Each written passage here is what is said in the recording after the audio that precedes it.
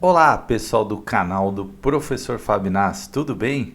Estamos aqui trazendo para vocês mais uma correção, né, da prova de Itapevi, prova aí que tem muitas vagas, né, 400 vagas, gerou uma grande expectativa.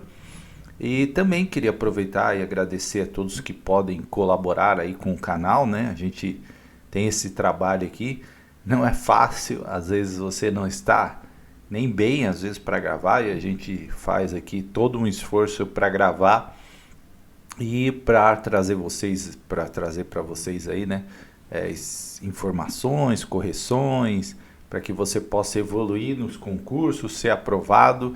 E a gente hoje vai comentar aqui com vocês os conhecimentos específicos e também os conhecimentos de legislação da prova de Itapevi, prova que foi recente agora e foi da banca Vunesp, né? Então a gente vai comentar aqui com vocês e agradecendo aí todo mundo que pode colaborar. Existem várias formas. Se você comprar nos parceiros Amazon, Magalu, né, você contribui com o canal.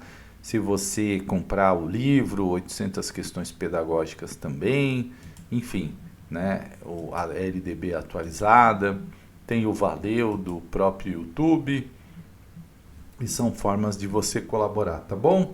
Muita gente tem perguntado se eu faço cursos específicos. Eu não faço cursos específicos por uma questão simples de falta de tempo, né? Então eu não consigo, até pela extensão do conteúdo, fazer um curso, mas eu sempre vou gravando vídeos aqui tentando atender aí algumas demandas, tá? Bom, vamos lá. Né? Então, conhecimentos específicos, uma prova de 50 questões, como prova da Vunesp, sempre bastante texto, né? Prova extensa, é o perfil da Vunesp, né? Mas sempre uma prova bem elaborada, né? Trazendo ali coisas coerentes com o que foi solicitado no edital. Então, tudo isso é bastante interessante e ajuda para quem conhece a Vunesp, certo? Então nós vamos lá falar aqui da prova. Deixa eu ampliar a tela. Conhecimentos específicos. Soares, né, começou aqui com uma questão de letramento e alfabetização clássica. As muitas facetas, afirma e defende que os termos alfabetização e letramento são dois fenômenos, né, que se confundem. Dessa maneira devemos privilegiar a faceta psicológica da alfabetização, prescindindo de sua faceta linguística, fonética e fonológica, ou métodos específicos de alfabetização, tá? Então eu vou fazer assim, eu vou mostrar a questão inteira para vocês aqui, né, na tela. Quem quiser responder, dá um pause, mas eu quero ir comentando as questões pontualmente, tá? Então vou até reduzir aqui para colocar a questão inteira na tela, né? Tem que reduzir mais. Aí vai ficar pequenininho, mas pelo menos você consegue enxergar a questão inteira, certo? Então olha só, o que acontece aqui? Por que a gente já elimina essa A? Porque ela já separou, né? Prescindiu da faceta linguística, né? Já ali excluiu um. Então, sempre que eu falo excluiu, separou, né? Não pode ser, ó. Dissociados, ó. Dissociou a alfabetização de letramento, também a gente já eliminava, né? Porque isso é uma palavra que não combina com o DNA da educação, pois possuem diferenças e especificidades. No entanto, a aproximação dos fenômenos tem feito ocorrer no Brasil a desinvenção do letramento, quando na verdade a alfabetização deve precedê-lo sem substituí-lo. Então nada a ver, já eliminamos a B também. C, que apresentam semelhanças, porém a discussão sobre letramento e alfabetização surgiu no Brasil de modo completamente independente, o que levou à prevalência do conceito de alfabetização e o apagamento do letramento. Também não é isso, né? Que se fundem, já que a alfabetização ocorre de forma natural, né? Sempre que há interação com a língua escrita, assim é desnecessário que haja o ensino direto e explícito do sistema grafofônico, as relações grafema, fonema, grafema, sílabas e som. Também não é isso de maneira alguma. Aí vamos para a letra E, né? Interdependentes. Aí começa aquela dica que eu falo sempre para vocês. Nossa educação é né? A palavra in, ela sempre está aparecendo aí no DNA da educação. Interdependentes, ou seja, uma, né, depende da outra ali, se relacionam. Sendo que a entrada da criança no mundo da escrita ocorre simultaneamente por esses dois processos. Ó, bacana. Tanto por meio da alfabetização, pela aquisição do sistema convencional de escrita, quanto pelo letramento. Então, corretíssimo, letra E, né? Elas são interdependentes e está perfeito aí. A entrada no mundo da escrita ocorre simultaneamente nestes dois processos, né? Porque a criança vai se alfabetizar, mas também vai entender o contexto, ali os significados, né? das letras, dos textos, enfim, letra E. A 27, né? Questão 27, João, professor de uma turma do 5º ano do ensino fundamental 1, ao circular pela sala, observa que algumas crianças alfabetizadas estavam copiando as lições da lousa no caderno, escrevendo lição de casa, né? E resolva os problemas. Errado, estava escrevendo com a grafia aqui errada. O professor então faz um trato com todos os alunos e afirma que essas palavras não podem ser mais escritas errado. Tendo como referência as afirmações da autora Vaz, né, Thelma Vaz, é correto afirmar que na cena citada, a intervenção pedagógica do professor João, tenho certeza que essa questão aqui derrubou muitas pessoas, né? Inclusive eu fiquei muito na dúvida nessa questão, mas depois, relembrando aqui algumas coisas do texto da Thelma Vaz, eu lembrei que realmente estava correto. Está equivocada, pois Vaz alega que em uma perspectiva construtivista, né, a correção do erro no momento da produção da criança é inadmissível e não deve ocorrer, pois gera bloqueios na produção dos estudantes, devendo o professor permitir que escrevam da forma que desejarem. Então aqui é aquele conceito largo, né? Largo não, aquele conceito equivocado que muitas vezes se tem no senso comum do construtivismo. Ah, não, tem que deixar, né? Não é bem assim o que a Thelma Vaz coloca, portanto a letra A gente já descartaria. Ah, esqueci de mostrar a questão para vocês, né? Eu vou mostrar aqui porque às vezes quem quer pausar e ler todas, né? E responder, mas a letra A está fora. É dispensável, já que para Vaz a correção principal é aquela realizada fora da sala de aula, longe dos olhos dos alunos. Aí já é estranhíssimo, né? Cabendo ao docente marcar os erros no trabalho para que a atividade seja passada limpa e o erro não fique presente no produto final, evitando constrangimentos. Nada a ver, né? Então o erro faz parte da construção do aprendizado, certo? Vamos lá, é adequada, pois Vaz declara que o professor que aceita que o aluno escreva errado palavras bem conhecidas também estará concordando com essa maneira de escrever, e é importante que o docente tenha claro que certos erros, depois de um tempo de escolaridade, são inaceitáveis. E aí, muita gente não marcou a letra C, mas realmente é a letra C, né? Então a intervenção do professor foi adequada, até porque ele faz, né? Ele fala assim, vamos fazer um trato, né?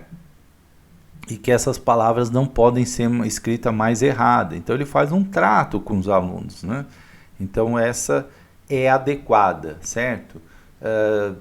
Eu confesso que na primeira vez que eu li, eu fiquei muito na dúvida. E talvez numa situação de prova, eu nem sei se eu marcaria a letra C, mas muita gente com certeza teve essa dúvida, né? Então, mas realmente é letra C. É impertinente, uma vez que Vaz determina que na concepção construtivista supõe-se que a memória e a percepção são núcleos de aprendizagem, né? Aí aqui, memória. Assim deve-se garantir a correção imediata para que o estudante veja a escrita correta das palavras e não fixe o erro na sua memória.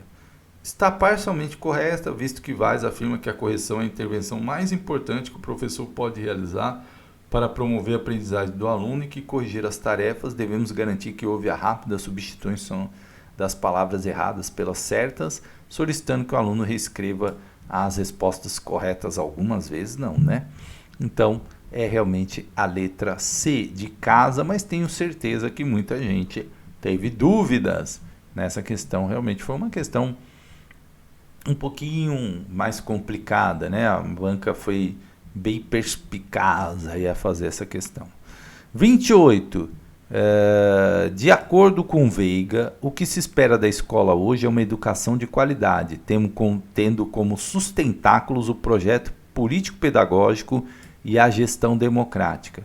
Segundo a autora, a esse respeito é correto afirmar que...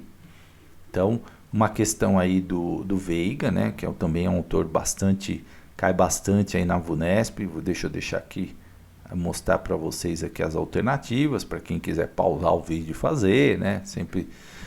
Então, uma questão bem clássica aí do Veiga, um autor bastante utilizado pela VUNESP. E aí coloca aqui na letra A educação de qualidade é sustentada por 2 eixos, né?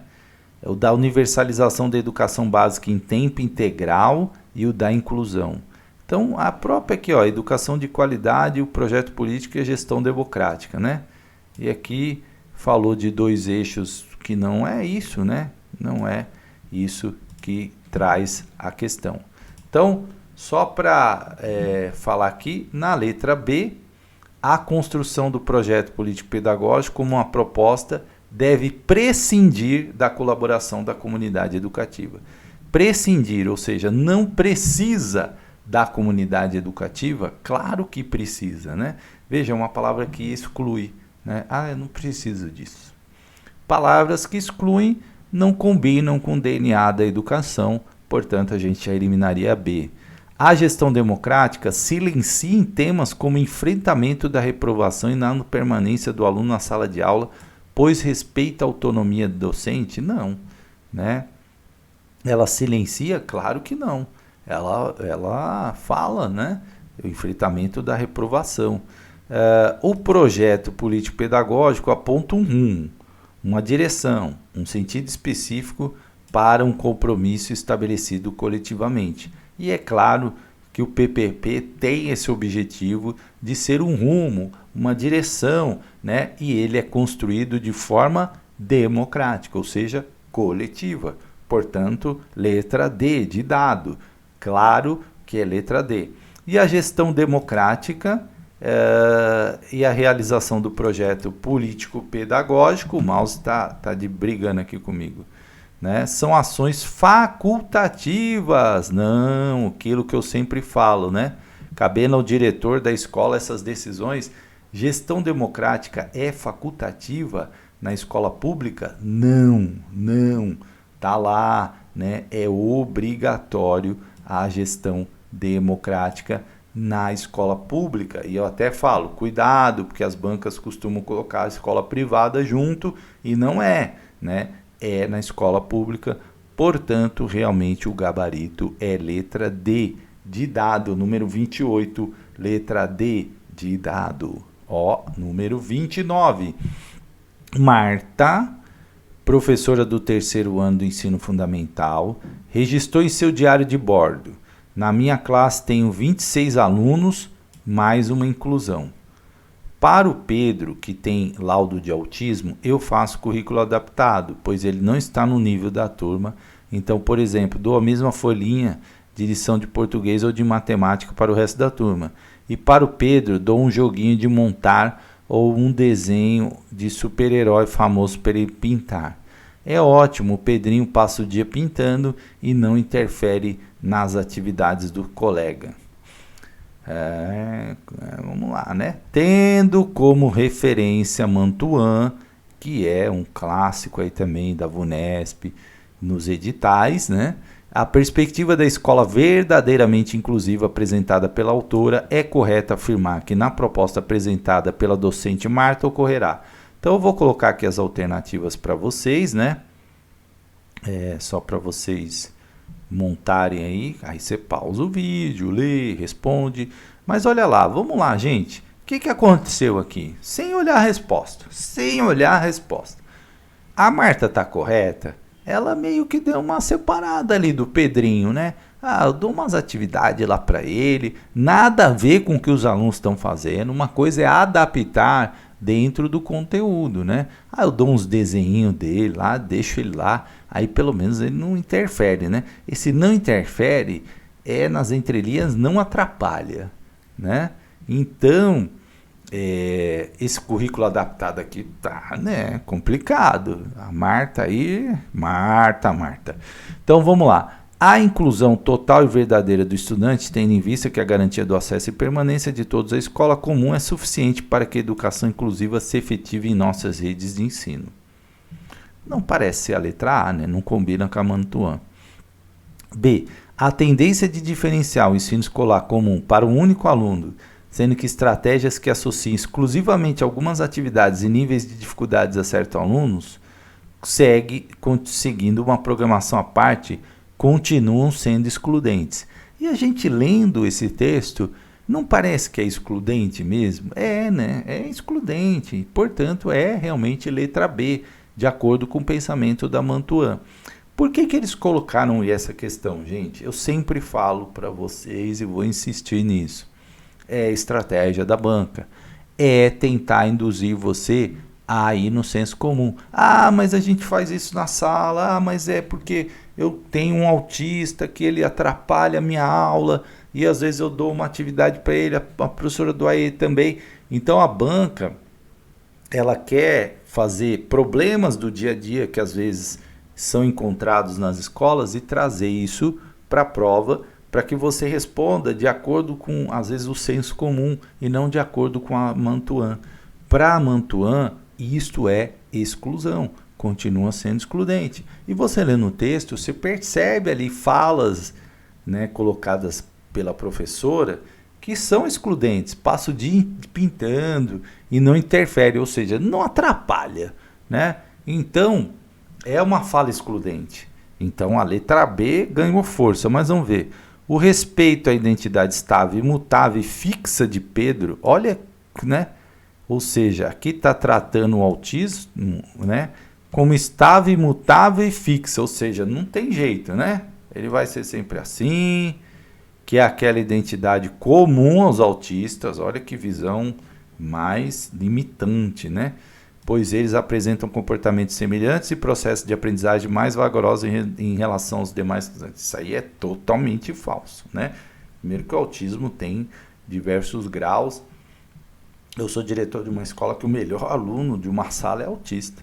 Então, isso não é de forma nenhuma. Cada autista, como cada criança, tem ali o seu desenvolvimento. Então, a letra C está fora. A inadequação da intervenção didática, pois a igualdade da escola se refere a estudantes igualados desse modo. P deveria frequentar uma escola especial e sala de reforço, aí não, né? Aí é segregação mesmo, para que receba o atendimento diferenciado que precisa. O atendimento do Pedro vai se dar no AE também, né? Então, o Pedro vai fazer AE, o atendimento educacional especializado, certo? Portanto, letra D fora. A plena inclusão, que com base na pedagogia da diversidade, prevê que o ensino para alguns alunos seja estrito a currículos adaptados, objetivos educacionais reduzidos, critérios de avaliação abrandados e terminalidade específica. Não é isso, isso não é plena inclusão, né? Portanto, letra B, tá? Então, a gente tem que ter cuidado com essa visão limitante que muitas pessoas têm do autismo, tá? E aí eu não estou falando só de educadores, né?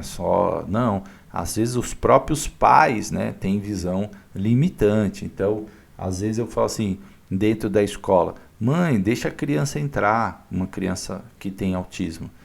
Não, é porque ele é autista. Não.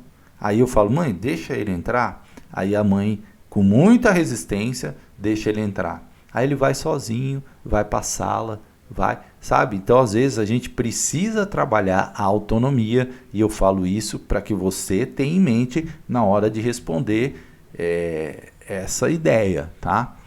29, 30. Mas isso é uma coisa que a gente vai ter que avançar ainda na inclusão.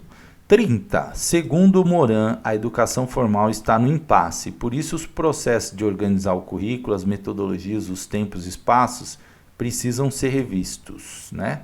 Então, falando aí de Moran, também outro autor, inclusive tem vídeo no meu canal sobre o Moran. De acordo com o autor, as instituições educacionais atentas às mudanças escolhem fundamentalmente dois caminhos. Inclusive na aula eu falo isso, banca gosta dessa história de dois caminhos, né? Sendo que quando optam pelo caminho mais suave, realizando mudanças progressivas, essas instituições de ensino. Então quem assistiu minha aula acertou essa questão, né? Que eu falo muito disso lá, tá? Mantém o modelo curricular disciplinar, mas prioriza o envolvimento maior do aluno com metodologias ativas, como o ensino por projetos de forma mais interdisciplinar, o ensino híbrido e a sala de aula invertida. Opa, essa aí, bacana, né? É o caminho suave. Vamos ver. Aí aqui, ó. Propõe modelos mais inovadores, disruptivos, sem disciplinas, que redesenham o projeto, os espaços físicos, as metodologias, baseados em atividades, desafios, jogos, problemas e uso das tecnologias. Então, são dois caminhos, o suave e aquele mais, né, com mudanças mais drásticas. E exatamente esses dois caminhos estão na letra A e na letra B, né? E o letra A é o caminho suave e o letra B é a mudança mais disruptiva, vamos dizer assim, né? Que rompe ali, aí eu até cito a escola, modelos na Finlândia, escola da Ponte, escolas citadas no próprio texto, Moreira Lima, esqueci o nome da escola de São Paulo, e então, né, esses aí são os modelos mais radicais, vamos dizer assim, não radicais, né? Mais disruptivos, né?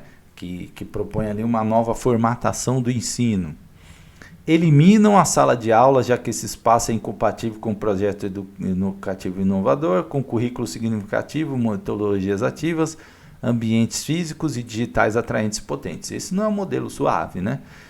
Nem poderia ser, se eliminar a sala de aula. Exclui o modelo disciplinar nas escolas e capacitam professores para trabalhar com currículos mais flexíveis e com inversão dos processos de aprendizagem, tendo com base a neurociência. Não. Inclui uma aula de informática na grade curricular, mas permanece com os modelos conteudistas, em que tudo é previsto antes e é aplicado de uma forma igual para todos, ao mesmo tempo de forma convencional. Também não é isso. Portanto, realmente é letra A, né? Mantém o modelo curricular disciplinar, mas passam a adotar ali metodologias ativas, como projetos, sala de aula invertida, e o Moran, né, o José Moran, fala muito disso. Portanto, questão número 30, letra A de amor. E assista a minha aula lá no canal, né, se você tem, dá uma olhadinha lá. Ajude a gente, dê o seu like, né? O YouTube cobra o like, né? Se a gente não faz, aí os textos, aí o vídeo não é apresentado, tem umas questões aí de como é que fala, né? Esqueci. Umas questões aí que se você tem muito comentário, muito curtida, esse vídeo é ofertado para mais gente, né? Trabalha ali com os... Aí tem uma palavrinha que eu esqueci. Agora eu não vou lembrar. Mas vamos lá. 31. Carvalho, ao destacar o motivo pela qual as questões sobre gênero devem ser colocadas em pauta no debate educacional, hoje afirma que dois temas vêm sendo discutidos no Brasil, como se eles nada tivessem a ver com as relações de gênero, quando na verdade estamos falando o tempo todo de determinadas formas de masculinidade, né? De acordo com a autora, seja na escola, na sala de aula, na formação das políticas públicas, esses dois temas atualmente são cruciais. E o são porque tem um reflexo social muito grande. Segundo Carvalho, esses dois temas são, né? Então, a autora aí, ela coloca as questões aí sobre gênero, né? E aí dois temas ligados a isso. Mas eles vêm sendo discutidos como se eles não tivessem relação com a questão de gênero. A inclusão de alunos com deficiência a baixa qualidade de ensino? Não, né? A carência cultural dos alunos pobres e o trabalho infantil abusivo? O bom comportamento das meninas e as famílias desestruturadas? Né? Hoje, né? A aprovação automática na escola e a má formação do docente? É isso? Ou o fracasso escolar e a violência no âmbito da escola. Portanto, aí é letra E realmente, né? A violência no âmbito e o fracasso escolar. Então, temas aí muito vinculados sim à questão de gêneros, né? De gênero, desculpa, né? E aí a gente tem realmente essa situação, às vezes por questões aí que são realmente ainda ligados a determinadas formas de masculinidade, né, de que às vezes as pessoas acham que esse discurso é antigo, mas a gente encontra ainda, né, coisas que relacionam a mulher à casa, né, não precisa fazer isso, e aí vão ali, né, o homem, né, vão valorizando o homem, desvalorizando a mulher, certo? Violência ainda do homem sobre a mulher, então isso ainda ocorre muito, o assédio, né? Enfim, nós temos aí uma série de problemas, dá para falar um monte desse texto, mas não é o objetivo. 31 é letra E, o fracasso escolar e a violência no âmbito da escola, sim, são temas cruciais, que têm um reflexo muito grande, né? E estão ligados, sim, com as relações de gênero, né? Então, é isso aí, letra E. 32, o estudo do meio visa proporcionar aos alunos e professores contato direto com uma determinada realidade, um meio que se decida estudar. Segundo Lopes e Pontusca, né, é correto afirmar que o estudo do meio... Então, vamos lá. O que é o estudo do meio?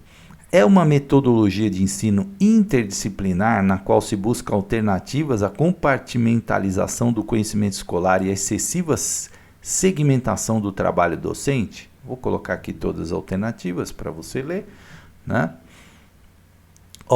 Aí vamos analisar. A tem aspectos muito positivos, né? Já tem o IN aqui, interdisciplinar, que é bacana, né?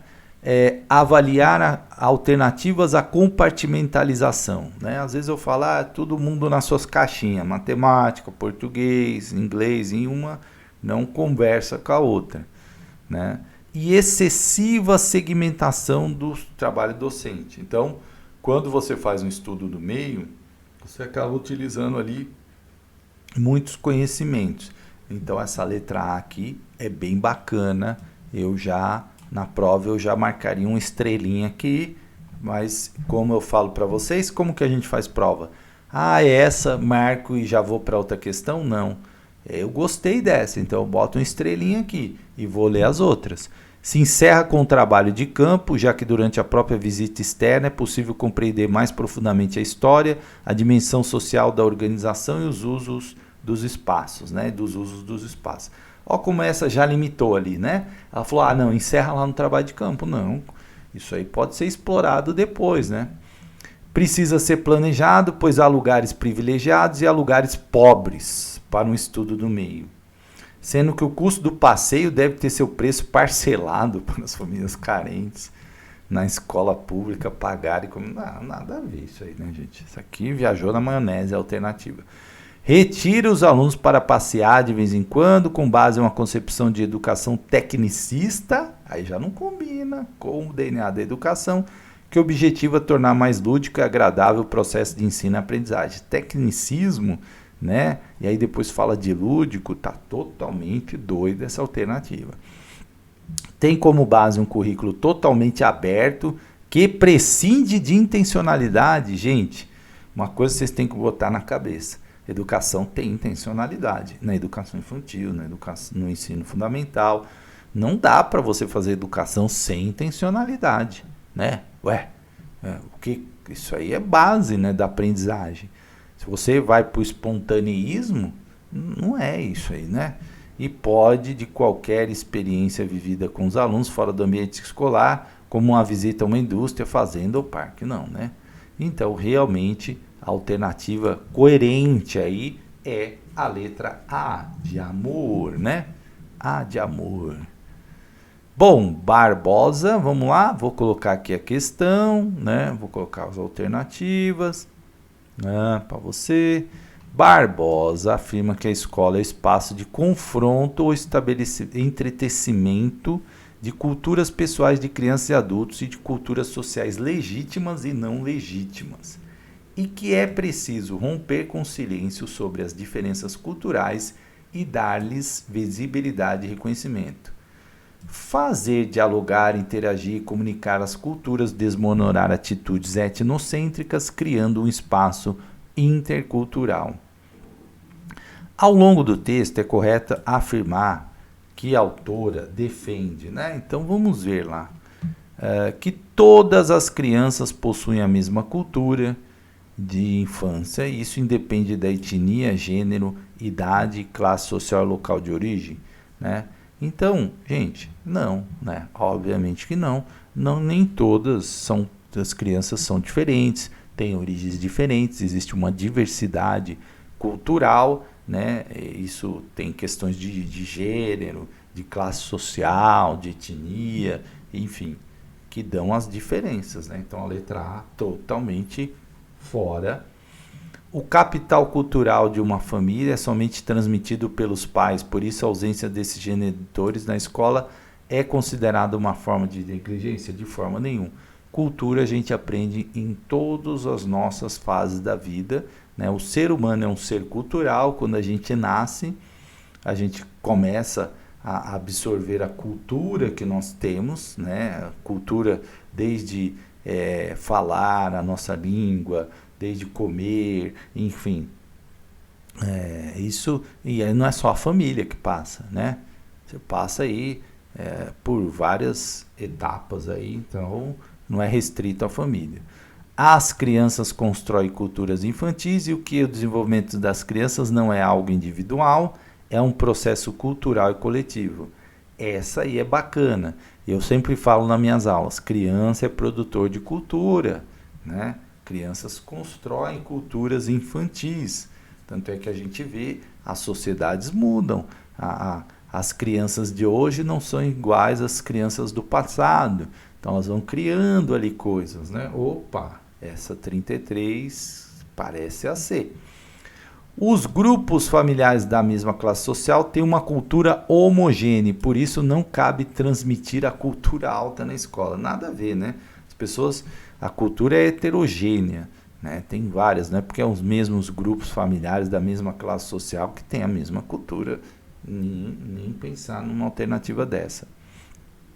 E a apropriação da cultura é uma via de mão única. A geração mais velha transmite os modelos culturais pronto e as crianças os imitam. Não.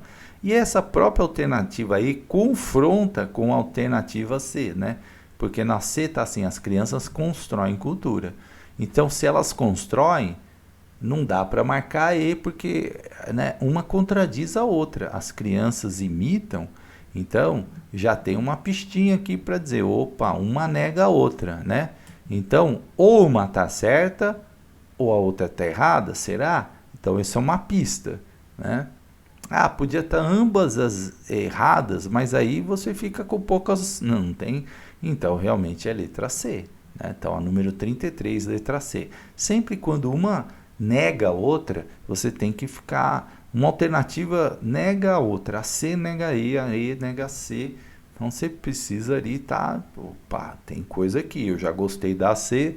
Então, é letra C, né? As crianças constroem culturas infantis, o desenvolvimento das crianças não é algo individual, é um processo cultural e coletivo. Eu falo muito isso nas aulas, inclusive naquelas 2 revisões que eu fiz sobre educação infantil, que caiu bastante coisa aí, hein? Olha, 34, letra 34, a respeito de Vygotsky, né? Do livro que tem o livro da Lataille, né, Oliveira e Dantas, que é um clássico também, a VUNESP sempre cobrando esse livro aí, que é um livro denso para ler, né, mas tem várias aulas comentadas aí desse livro, né, então é importante você estar atento. Vamos lá. O desenvolvimento dos conceitos cotidianos começa necessariamente com sua operação verbal e com sua aplicação não espontânea. de modo descendente. Esses conceitos são transmitidos primeiramente em situações formais de aprendizagem por meio da escola. Será que a escola, né, essa aplicação não espontânea, será? Bom, estamos falando de Vygotsky, né? A linguagem humana, sistema simbólico secundário na mediação entre sujeito e objeto de conhecimento, tem como única função a promoção do intercâmbio social, sendo que o pensamento verbal é uma forma de comportamento natural e inata ao ser humano. Veja, limitou a uma única função. E aí eu sempre falo, gente, fatores limitantes a gente tem que ficar atento porque não combinam com o DNA da educação. Mas isso não é uma regra inviolável. Às vezes pode acontecer de ser uma coisa, então a gente tem que estar atento. Isso é uma dica, né? Um bizu, como a gente diz nos concursos. Ajuda quando você está na dúvida, né? Mas nem sempre. Mas em 80%, 90% dos casos dá certo. Mas, às vezes, tem alguma alternativa que o autor realmente ali usa uma questão mais focada, mais exclusiva, enfim. Mas, normalmente, né, dá certo. Então, vai no bizu. O processo de internalização se refere ao fato de a criança aprender as informações exatamente como foram dadas. Será que a gente processa exatamente? Ou seja, aprender um conceito científico na escola, o aluno aprende sua forma final definitiva. Né? Acho que não, hein? A construção de conceitos espontâneos ocorre de forma descendente, natural e inata. Meu Deus, né? Que independe da cultura, nossa, da interação, da mediação do ambiente. Visto que ao nascer a criança traz em si conceitos que serão expressos automaticamente após a maturidade biológica. Nossa, essa aqui tá terrível, né? Ocorre de forma natural, inata, né? Não precisa fazer nada, né? Aí não, né? O processo de ensino-aprendizagem que ocorre na escola propicia o acesso dos membros imaturos da cultura letrada ao conhecimento construído e acumulado pela ciência e aos procedimentos metacognitivos centrais, ao próprio modo de articulação dos conceitos científicos. Aí sim é a alternativa do Vygotsky, né? Representa os estudos de Vygotsky. A gente entra no processo de ensino-aprendizagem e vai ali absorver tudo aquilo que já foi construído e acumulado pela ciência, né?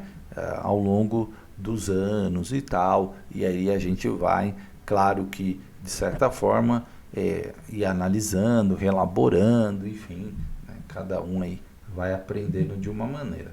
34, letra E, uma questão que realmente exigiu aí conhecimento do Vygotsky. Às vezes as pessoas têm um pouco de dificuldade nesse tipo de questão. 35. Ao discutir sobre o trabalho com matemática, durante uma reunião pedagógica, um grupo de professores dos anos iniciais do Fundamental 1 apresentou grande embate a respeito dos pressupostos que deveriam seguir no ensino dessa disciplina. Assim, a coordenadora apresentou as ideias presentes na obra de Paniza, em ensinar matemática na educação infantil e nas séries iniciais, análises e propostas a respeito do ensino da matemática em todos os aspectos. Paniza propõe e defende que, né, estamos falando aqui de educação infantil e anos iniciais, né? Então, muito cuidado com isso. O conhecimento dos rasos serve para as crianças como apoio em suas produções e intervenções numéricas dos números que ainda não sabem ler e escrever. P. Na educação infantil e primeiro ano do ensino fundamental, para garantir a aprendizagem, o ensino do numeral deve estar circunscrito aos números 1 e 10. Limitou, né? Até 1 e 10? Não, né? As situações problemas devem ser apresentadas aos alunos apenas depois que conseguirem memorizar o modo correto de identificar, armar e resolver contas. Essa ideia da memorização não combina com o DNA da educação. E D. A criança que recita corretamente a série numérica automaticamente será capaz de contar os elementos de um conjunto pois recitar e contar são habilidades idênticas. Também tá fora, né? O ensino de geometria deve ser promovido prioritariamente nos últimos meses letivos, priorizando atividades em folhas impressas e a identificação de formas geométricas. De forma nenhuma, né? O geometria dá para aprender com muita coisa lúdica, né? Outras coisas, não em folhas impressas, fazendo atividades em círculo. Então a gente eliminaria B, C e D, né? Confesso, gente, que eu marcaria A por eliminação, né? Porque eu fiquei em dúvida nessa questão também, né? Mas as outras a gente elimina tranquilamente, B, C e D, e isso acontece muitas vezes, né? Conhecimento dos rasos serve para as crianças como apoio em suas produções e interpretações numéricas dos números que ainda não sabem ler e escrever. Eu confesso que eu fiquei muito na dúvida nessa questão. Precisaria relembrar aí, pegar a obra e dar uma reciclada na minha leitura, mas eu fiz por eliminação essa aqui, tá? Então às vezes acontece isso na prova. Eu gosto de ser bem sincero com vocês, sabe? Tem gente que gosta de vomitar conhecimento. Eu falo, tenho dúvida também, né? E aí essa foi uma que eu falei, nossa, essa A de cara eu não marcaria, né? Mas aí eu fui vendo a B, a C, a D, aí eu falei, não, só pode ser a A, né? Então, fui na letra A por eliminação, tá? Bom, de acordo com Moreira e Kandal, o complexo, variado e conflituoso cenário cultural em que estamos imersos se reflete no que ocorre em nossas salas de aula, afetando sensivelmente o trabalho pedagógico que nela se processa. Os autores apresentam alguns princípios para a construção de currículos multiculturalmente orientados e entre esses princípios está a proposta de QC, né? De QC. Moreira e Kandal, eu sempre falo que as bancas gostam muito de cobrar princípios, né? Então é importante. E aí eles estão falando aí do cenário cultural, né? Nossas salas de aula e sobre isso. Então, o que os autores têm aí como princípios, né? A. Perpetue o daltonismo cultural na educação, prescindir no arco-íris de cultura. Novamente, prescindir, ou seja, não vamos, né, precisar disso, que se encontra nas salas de aula, que se substitui o conhecimento eurocêntrico por um currículo com outras histórias, das mulheres, indígenas e negros. Então, assim, vou mostrar as questões para vocês, as alternativas, né? Às vezes alguém quer parar. Então, assim, não é substituir um pelo outro, gente. Então, isso está fora, né? Não é eu pegar ali agora mulheres, indígenas e negros, esquece aí os conhecimentos. Não, não é isso. Então, é um excluindo, prescindir, palavra que exclui, né? Então, está fora. Veja todos os estudantes como idênticos. Não, o que está lá nos documentos, Constituição, valorizar a pluralidade, a singularidade, né? C. Estabelecer diferenças nas atividades pedagógicas, que o currículo e conhecimento escolar se mostrem assépticos, neutros, despidos de temas que se desviam da fixação dos conteúdos conceituais e factuais, totalmente fora do DNA da educação, né? Não valoriza a diversidade, conhecimento neutro, né? Aí a gente vale lembrar Paulo Freire, nenhum conhecimento na educação é neutro, né? O próprio PPP já é plano político pedagógico, ou seja, você vai fazer uma opção, e uma opção não é neutra, né? Uma opção política não no sentido partidário, que muita gente confunde, não é partidário, é de opção, de escolha, de projeto, né? Então, quando a gente escolhe um projeto, a gente deixa de ser neutro, né? Então, acabei de gravar uma aula para um curso, e aí eu estava falando exatamente disso, 3 linhas, você pode formar para o mercado de trabalho, é uma linha. Não, eu quero formar trabalhadores para ir para o mercado de trabalho, para trabalhar nas grandes empresas e tal. Eu posso formar ali com outro viés, por exemplo, apenas de conhecimento, de conteúdo, ou eu posso formar plenamente para a cidadania. São 3 propostas diferentes. Então, quando você assume uma, você já deixa de ser neutro, né? Então não pode, né? Preserve a visão monocultural da dinâmica escolar, reiterando verdades que configuram a cultura escolar, que os conteúdos curriculares estejam relacionados às experiências dos estudantes e às realidades no qual. Visão monocultural, né? Não, totalmente fora do DNA. Reescrevam os conhecimentos escolares que se evidenciam a ancoragem social desse conhecimento, bem como transforma a escola e o currículo em espaços de crítica cultural, de diálogo e desenvolvimento de pesquisas. Ó como aqui se encaixa no DNA da educação, né? Ancoragem social, ou seja, baseado no contexto social, né? Âncora, né? A ideia de que está ali no firme, né? Nessa questão do contexto, que eu sempre falo que é importante, bem como transforma a escola, a palavra transformar, o currículo, espaço de crítica, né? Formação crítica, diálogo também está no DNA, desenvolvimento de pesquisas também importante, são princípios importantes. Possa, letra D, né? Mas vamos ler aí. Possa admitir e transmitir o caráter exótico das manifestações culturais dos grupos minoritários no currículo, que aceitemos a identidade cultural homogeneizada dos alunos. Não, é valorizar a heterogeneidade, a diversidade, a pluralidade. Não esqueça, DNA da educação. Pluralidade, diversidade, né? Nada de homogeneidade. Compreender a identidade do determinado e permanente e impressa nos indivíduos. Não, é letra D, que traz ali o diálogo, né? Como, por exemplo, uma das características aí do DNA da educação. Sobre a avaliação formativa, RAD, né? Afirma que há 3 condições básicas ou princípios para que a avaliação seja formativa. Tendo como referência esses princípios, é correto afirmar que, entre outros aspectos, a avaliação formativa, né? Então, a avaliação formativa também é um tema aí bastante cobrado pela VUNESP e também aqui cobrando princípios. Eu falo, princípios sempre caem. Princípios sempre caem. Né? Então vamos lá. Né? É deliberada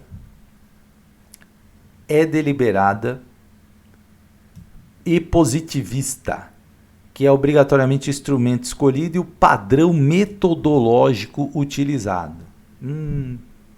Positivismo não combina com avaliação formativa, né? Porque o positivismo prevê pergunta-resposta, pergunta-resposta, pergunta-resposta, certo ou errada, e isso não combina, né? Caiu aqui o negócio.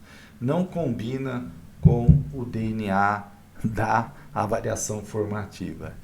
Possui função corretiva, pois tanto o professor como o aluno devem poder corrigir sua ação, e que é a intenção dominante do avaliador que torna a avaliação formativa.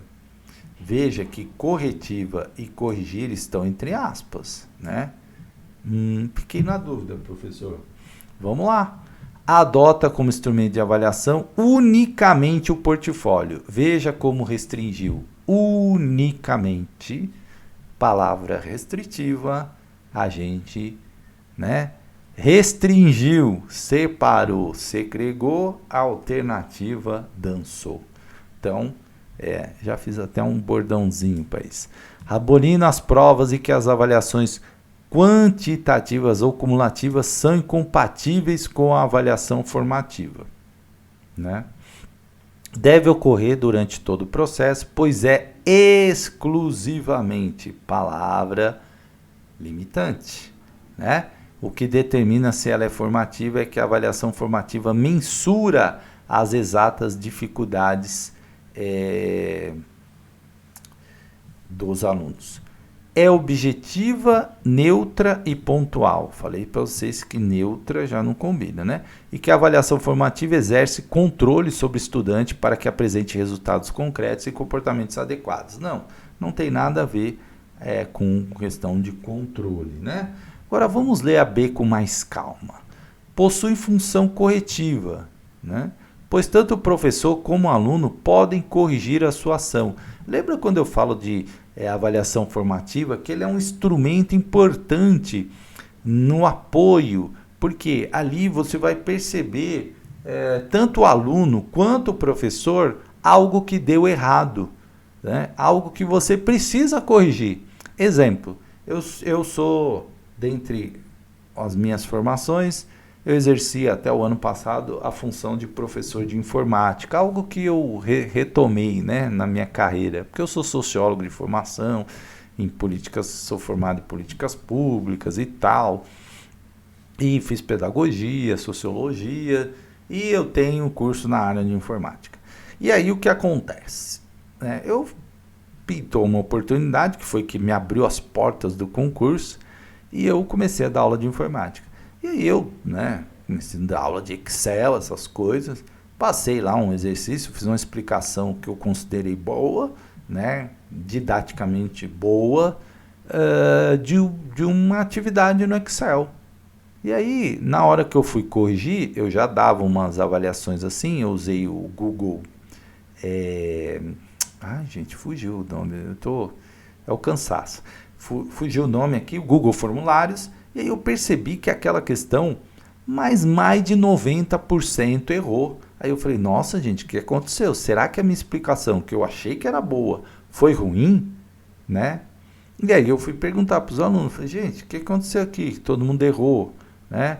Eu acho que eu não expliquei direito. Aí eles falaram, não, professor, a explicação foi boa. Aonde estava o erro? Eles não entenderam, não foi a coisa do Excel, foi uma função matemática que eu pensei que eles já tinham conhecimento prévio, eles não tinham, e aí, na hora de montar a fórmula, eles não tinham esse conhecimento prévio de porcentagem, e aí eu percebi que eu precisava explicar esse conhecimento prévio de matemática de porcentagem para que eles pudessem executar a tarefa que eu pedi para eles no Excel.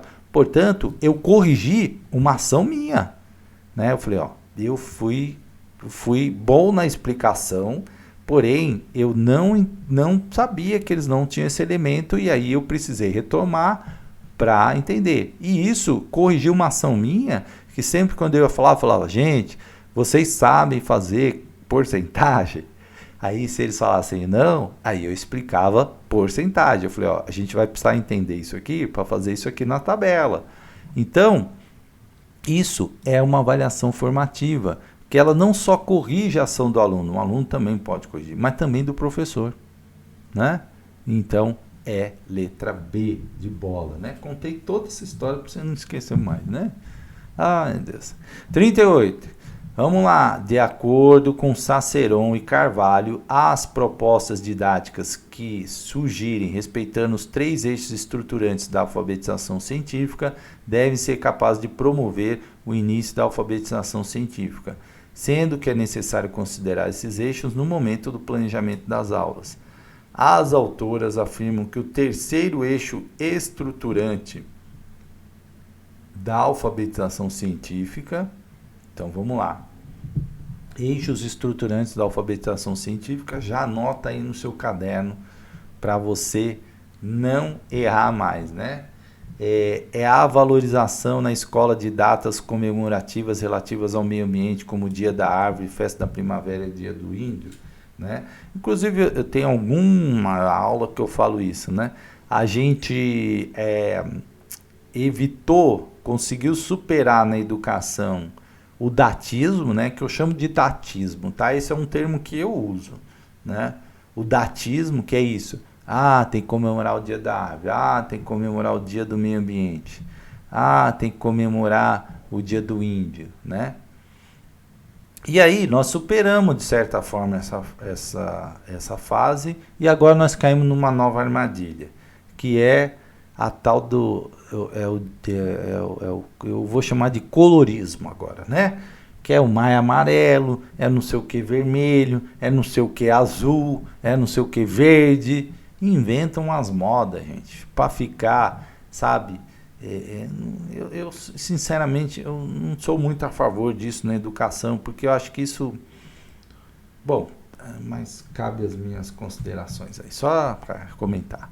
Adota a implementação de lanche saudável, consumo estrito de alimentos naturais da escola, suprindo frituras, alimentos embutidos e refrigerantes. Não, não é isso, né?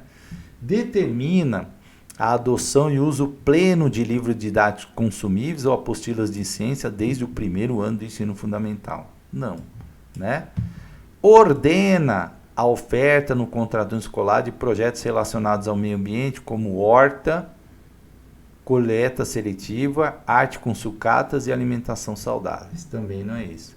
Compreende o entendimento das relações existentes entre ciência, tecnologia, sociedade e meio ambiente. Olha como essa é mais abrangente, né?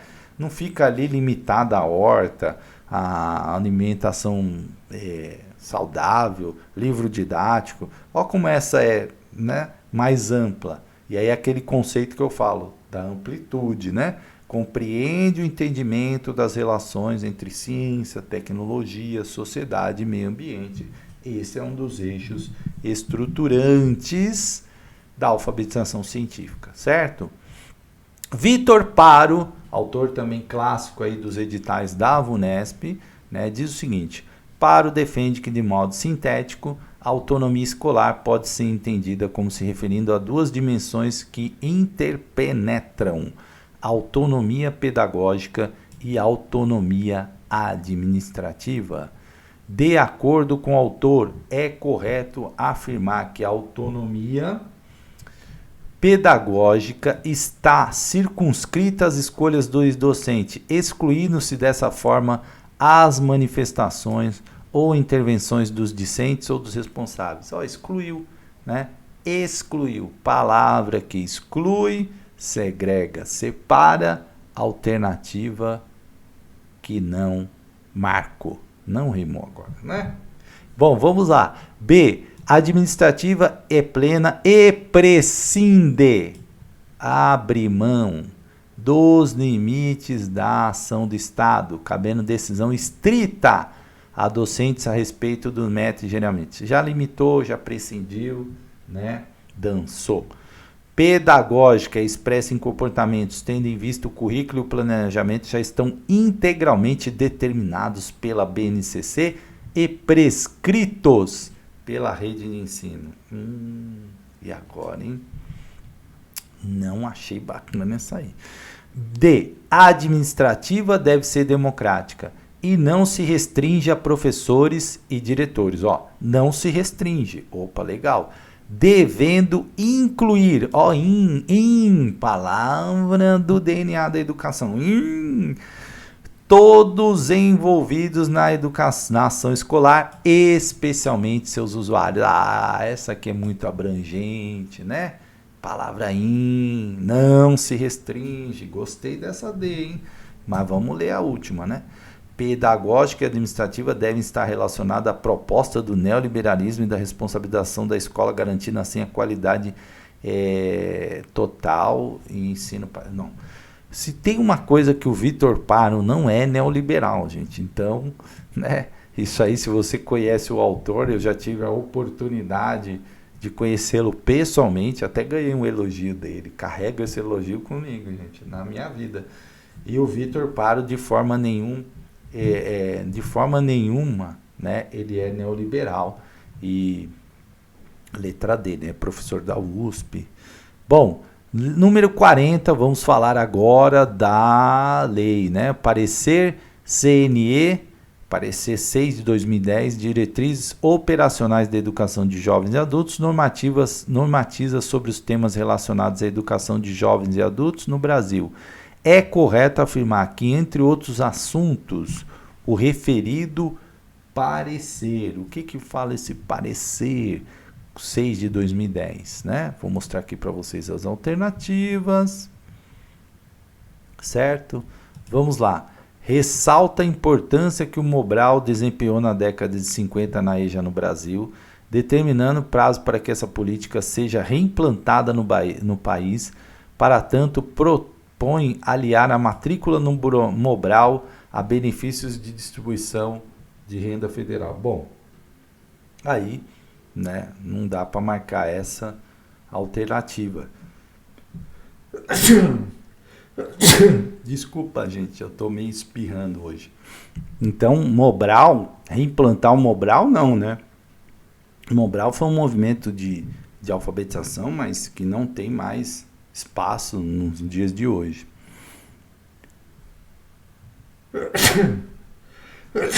Ai, gente, vou atrapalhar aqui com os espirros. Bom, já tô passando já. Normalmente espirro 3 vezes, né? 40. Estabelece 15 anos como idade mínima para matrícula no ensino fundamental da EJA, destacando o elevado número de adolescentes e jovens que já frequentaram o ensino regular e que passam a frequentar a educação de jovens e adultos. Beleza, né? Parecer fala realmente que para entrar no EJA a idade mínima de 15 anos no ensino fundamental e no ensino médio 18 anos, né?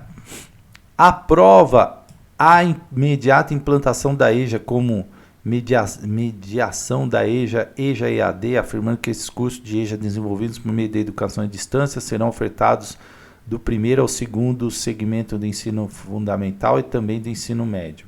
Não. Destaca a formação deficitária de professores que trabalham com EJA. Em virtude dessa situação, decide que será instituído e ofertado gratuitamente o curso superior de licenciatura em andragogia no país, formando professores específicos para o EJA. Nada a ver, né, gente? A gente tem uma queda de matrículas no EJA justamente por conta do número, né, do acesso à educação para todos e, claro, a queda, né, do número de matrículas, né? Então, na EJA, as pessoas têm precisado menos, né? A EJA tem diminuído, né? Então, não é razoável isso aí, né? Então, só para explicar para vocês, né, recorri aqui, a andragogia, ela é a arte ou ciência de orientar adultos a aprender, né? Isso foi uma definição cunhada na década de 70 e é uma educação voltada para o adulto, certo? Ok? Informa sobre a iminente extinção da EJA no Brasil, devido à universalização da educação básica e por isso prevê que os recursos excedentes da EJA deverão ser ofertados às escolas regulares, ribeirinhas, rurais e quilombolas. Não, né? A EJA tem caído as matrículas, porém não está prevista a sua extinção, certo? Portanto, letra B de bola, né? Dos 15 anos. Artigo 4 da Resolução CNE 4 de 2009, institui as diretrizes operacionais para atendimento educacional especializado na educação básica, modalidade educação especial, que determina um atendimento educacional especializado. Então, é o artigo 4 da Resolução 4 de 2009, né? Então, vamos ver o que ele fala aí. Atribui unicamente ao professor da sala de aula comum a responsabilidade de elaborar e executar planos do AE, avaliando a aplicabilidade dos recursos pedagógicos, unicamente, né? Limitou. Então vamos ver. Tem como público-alvo alunos com deficiência, alunos com transtornos globais de desenvolvimento e alunos com altas habilidades e superdotação. Realmente este é o público do RAE, né? Então parece ser letra B. É realizado obrigatoriamente na sala de recursos multifuncionais da própria escola, no turno da escolarização, sendo substitutivo às classes comuns. E aí tem nas minhas aulas, né? O AE não substitui as classes comuns, não é realizado no mesmo turno, e sim A indicação é para que se realize no contraturno, tá? Então é importante você ter essas informações. Objetiva suplementar a formação continuada do professor de sala de aula comum por meio da formação que capacita sobre como educar e normalizar cada tipo de deficiência. Também não é isso, né? O atendimento é para o aluno, tá? Isenta o professor do AE das atribuições de estabelecer articulação com os professores da sala de aula comum e orientá-los? Não, né? Na verdade, o professor tem que fazer isso. Portanto, é realmente letra B de bola. Questão um pouco mais tranquila, né? Vamos ver a número 42. Eu sei que vai ficar longo a correção, mas o que acontece é que se eu divido, né? Eu vou dividir a aula em dois. Aí o pessoal depois não olha a segunda parte, né? O pessoal dá um comeback na segunda parte. A Constituição Federal de 88 determina em seu artigo 210 que serão fixados conteúdos mínimos para assegurar o ensino fundamental de maneira a assegurar. Tudo isso aí eu falei muito nas aulas, né? Então você já sai eliminando questão aqui, ó. Carga horária de 600 horas? Não, carga horária de 800 horas distribuída por um mínimo de 200 dias de trabalho educacional. Universalização do atendimento em jornada integral de no mínimo 8 horas aos alunos do 1º ao 5º ano do ensino fundamental até 2027? Não, porque o ensino integral, a jornada integral é de 7 horas, né? No mínimo 7 horas. Matrícula obrigatória no ensino fundamental de criança completa 5 anos até o dia 31 de março? Não, porque a matrícula é de 6 anos até o dia 31 de março, data de corte, também tem muito isso falado nas minhas aulas. A adoção da base nacional comum curricular como currículo obrigatório único e prescrito na totalidade das instituições de ensino, não, já restringiu, né? Não é esse o objetivo, tem a parte diversificada e tal, enfim. Então tá fora. Formação básica comum e respeito aos valores culturais, artísticos, nacionais e regionais. Perfeito, né? Letra E, ó, respeito à diversidade, né, os valores culturais locais, enfim. Artigo 53 da Lei 8.069 de 90, do ECA, né? Determina que a criança e o adolescente tem direito à educação, visando ao pleno desenvolvimento de sua pessoa, preparo para o exercício da cidadania e qualificação para o trabalho, assegurando-se, dentre outros. A frase mais citada da educação, né, que eu falo, é essa aí. Então, vou colocar aqui as respostas para vocês olharem, né? O direito de ausentar-se sem aviso ou requerimento prévio de prova ou aula marcada para o dia em que, segundo os preceitos de sua religião, seja vedado o exercício de tais atividades? Então vamos lá. É direito do aluno se ausentar? Sim, mas ele tem que avisar, né? Ele tem que requerer, tá? Não é sem aviso ou requerimento prévio, ok? O acesso à escola pública gratuita, próxima de sua residência, garantindo-se que vagas no mesmo estabelecimento a irmãos que frequente a mesma etapa ou ciclo de ensino da educação básica? Então, o 43, né, parece ser correto, porque nós estamos falando do artigo 53, e lá no 53 está falando acesso à escola pública gratuita, próximo de sua residência, e garantindo-se vagas no mesmo estabelecimento, irmãos. Foi até uma alteração que teve no ECA, né, que frequente a mesma etapa ou ciclo da educação básica. Parece a B. O recebimento em todas as etapas da educação básica de material didático escolar, alimentação, assistência à saúde, uniforme e acesso a transporte escolar até instituição de ensino. Eu sempre falo, gente, não tem essa história de uniforme na lei e tal, né? Não é isso e também não é artigo 53. E também não tem nada de uniforme lá.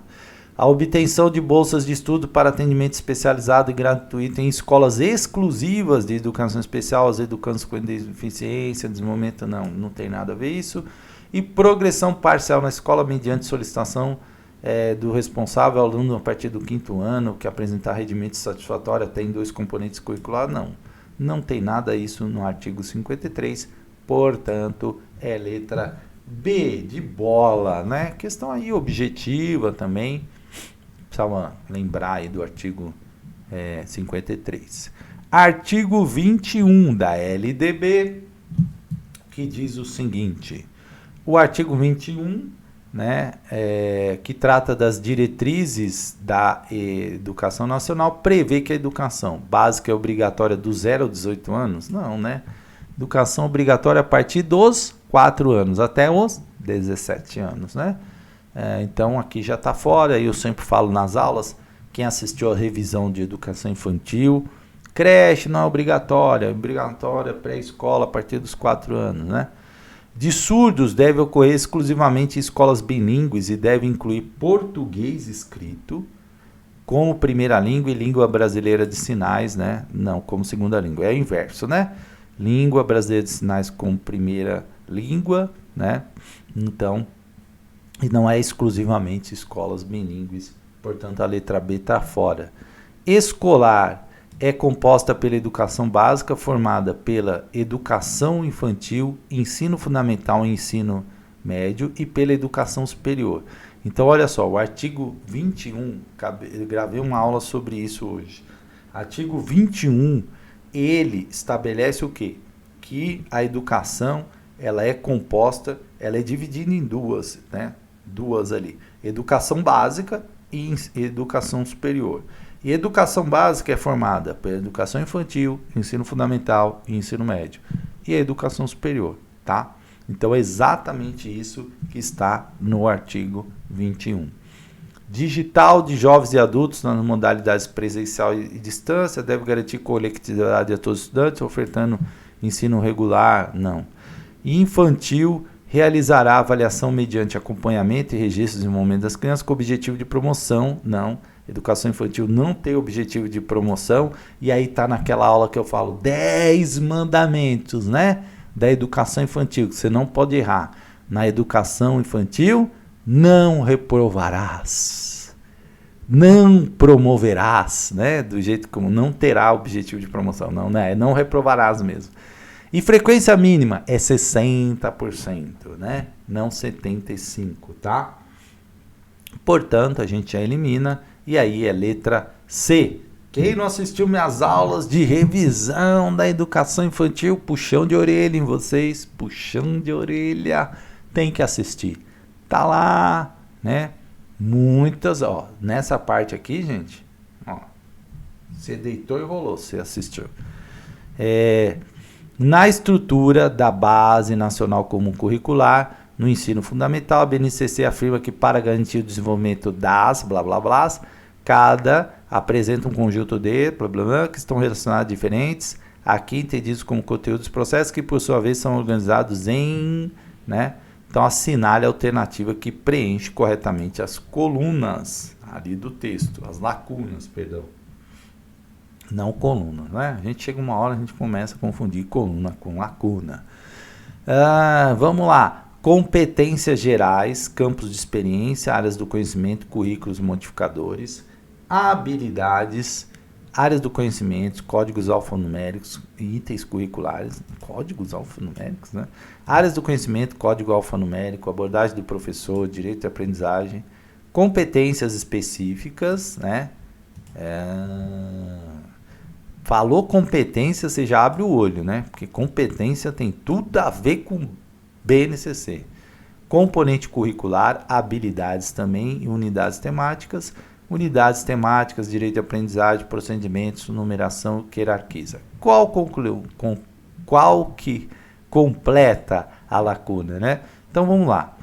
A BNCC afirma que para garantir o desenvolvimento das competências específicas, cada componente curricular apresenta um conjunto de habilidades, né? Então aqui você teria duas palavras que estão no DNA da BNCC, né?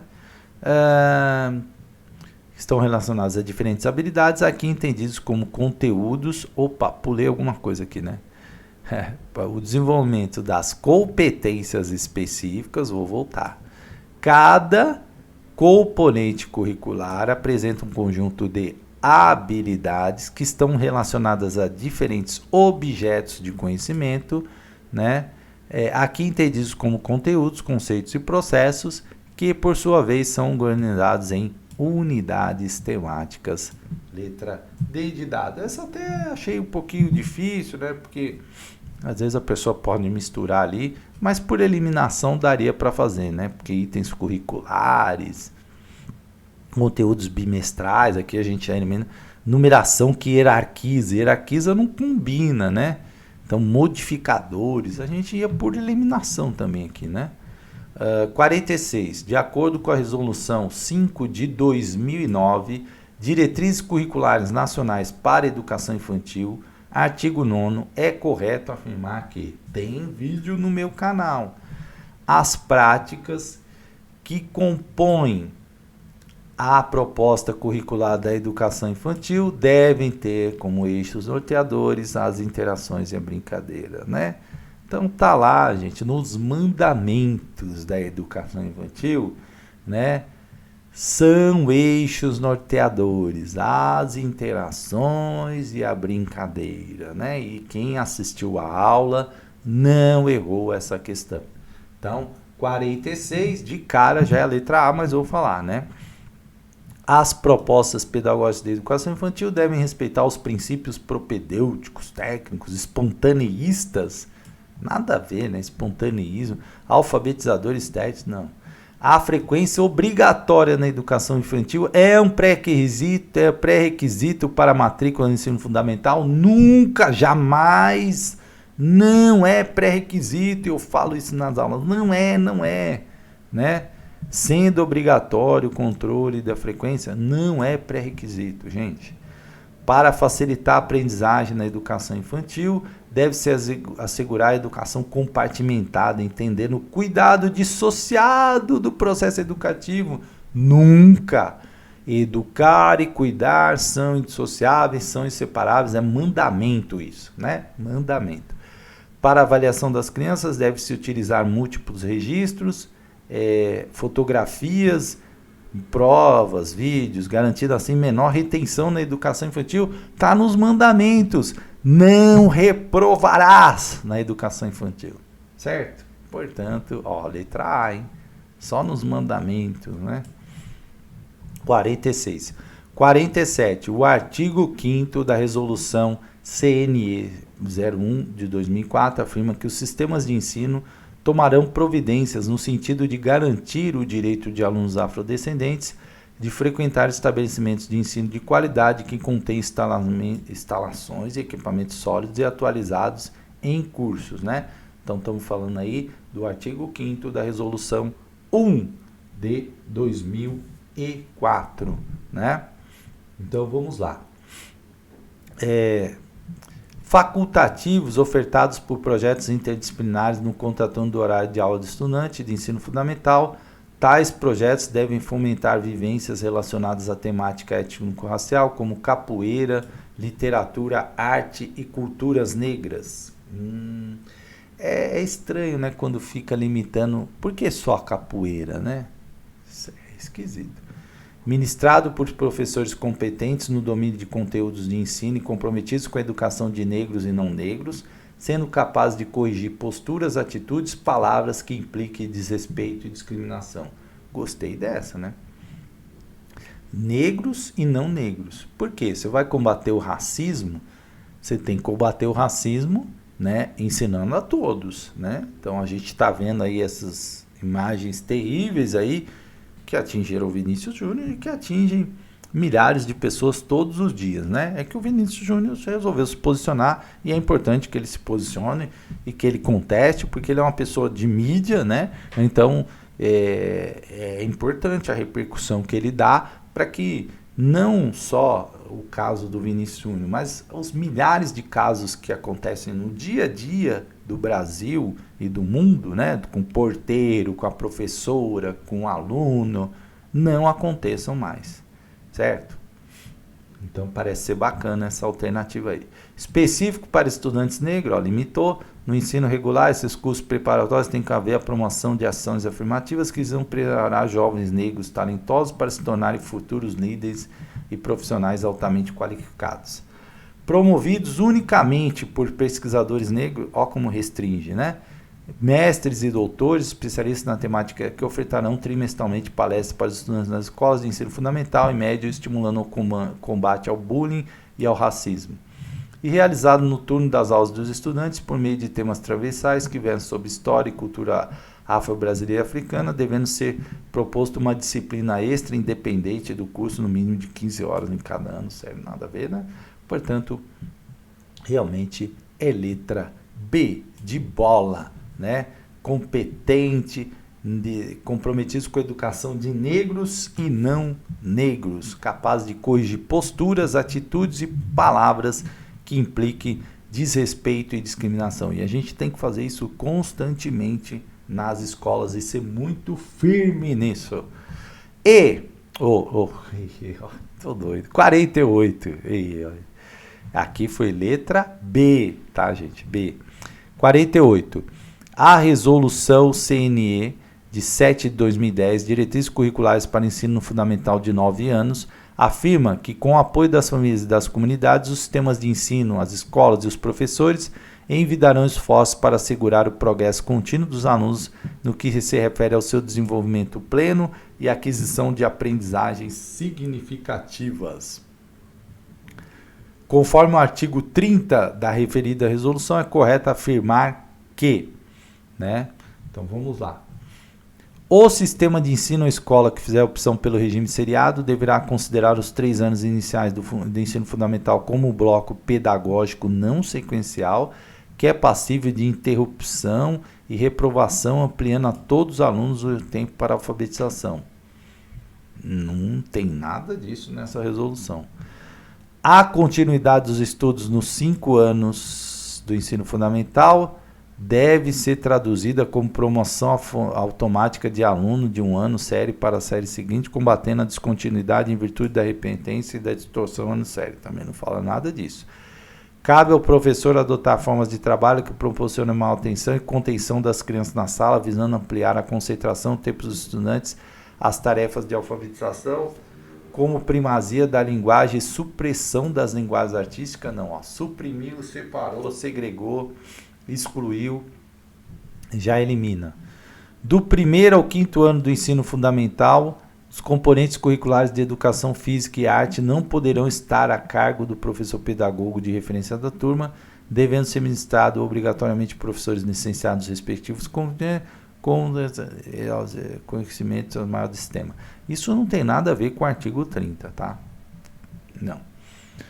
E os 3 anos iniciais do ensino fundamental devem assegurar, entre outros aspectos, a alfabetização e o letramento, assim como a continuidade da aprendizagem, tendo em conta a complexidade do processo de alfabetização e os prejuízos que a repetência pode causar. Exatamente isso eu falo, né?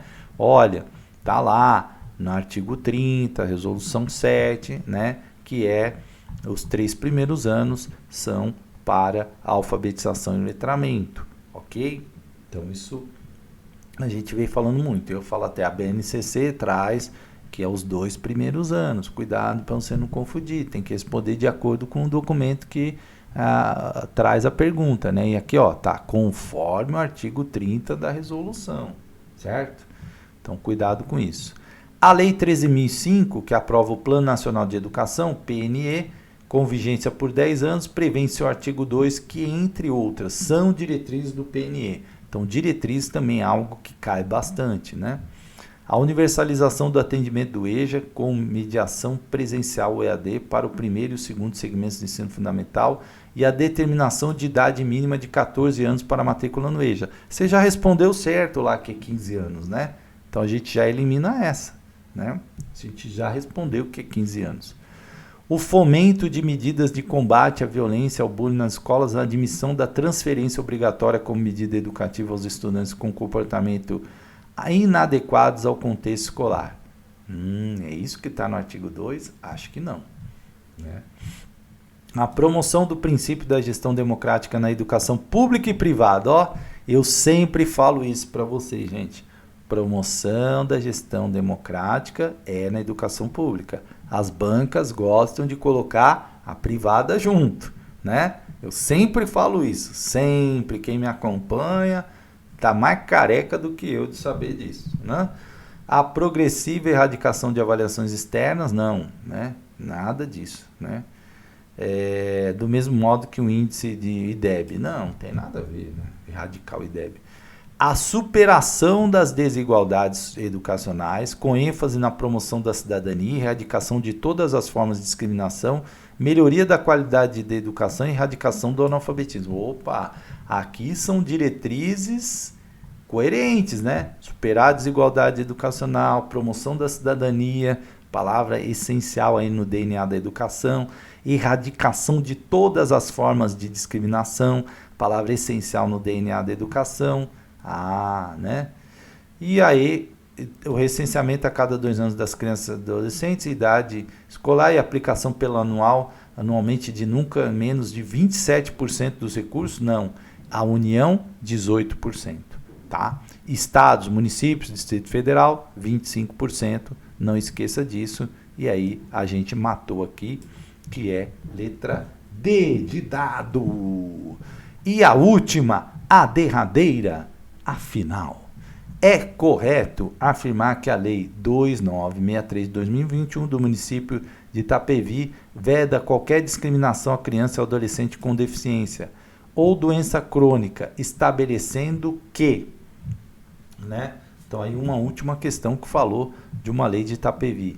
As alergias do diabetes tipo 1, hepatite C, epilepsia, anemia hereditária, asma, síndrome de Tourette, o vírus HIV, né?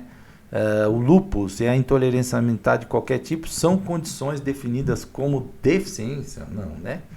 As instituições privadas estão autorizadas a cobrar taxas adicionais visando o atendimento das crianças com deficiência ou doença crônica? Não, né? Isso aí é exclusão, né? Garantindo assim a adequação de espaço, compra de alimentos, não, né? E contratação de funcionários, não pode discriminar a criança com deficiência e cobrar mais, que isso, né? Imagina! A doença crônica é toda e qualquer enfermidade não contagiosa, de caráter permanente que limite total ou parcialmente uma das mais atividades diárias fundamentais ou que requeram medicação e tratamento específico? Parece essa, né? Aos docentes que não possuem formação especializada é facultado manifestar-se no início do ano sob a intenção de atender crianças ou adolescentes com deficiência ou doença crônica em turma? Não, né? É considerada a pessoa com deficiência aquela de transtornos globais de desenvolvimento, além daquelas com autoridade de superdotação e ainda aquelas que têm impedimentos de longo prazo de natureza física, intelectual, sensorial? Essa botou muita gente na dúvida, né? Com certeza. Mas o que é? O que diz a Lance? Veda qualquer discriminação a criança ou adolescente com deficiência ou doença crônica, estabelecendo que a doença crônica é toda e qualquer enfermidade não contagiosa de caráter permanente que limite totalmente, parcialmente, uma das mais atividades diárias. Portanto, é letra C, né? Então, tinha que estar atento lá na pergunta, né? Para você não errar. Tá bom, gente? Foi longo, né? Foi longo, mas espero que vocês tenham aproveitado e é uma dica aí para quem vai fazer provas da Unesp, né? Sempre uma prova atual, dá ali para você tirar várias ideias, tá bom, gente? Grande abraço, desculpa um pouco pelo espirro, pelo cansaço, mas a gente vai tentando fazer o melhor aí, tá bom? Grande abraço, até uma próxima.